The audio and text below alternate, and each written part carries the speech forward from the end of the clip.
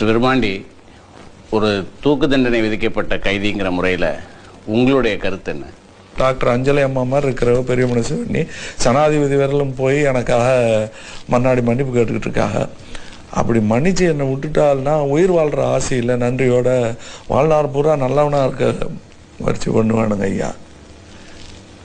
ஆனால் சந்தோஷமாக இருப்பேனான்னு கேட்டால் இல்லைங்க ஐயா. அன்னலட்சுமி இல்லாத இந்த ஆயுசை கடத்த வேண்டி வரேன் நம்மத்தேன். சரி வேணாம், அவத்த பையன் லாய்க்கு இல்லை, தூக்கில் போடுங்கடா அப்படின்ட்டால்டா அதுவும் சரிதானுங்க ஐயா.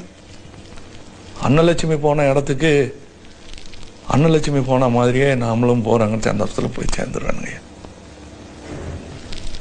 அன்னலட்சுமியை அடிக்கடி சொல்லுங்க ஐயா, மன்னிக்கு தெரிஞ்சவன் தான் மனுஷன்,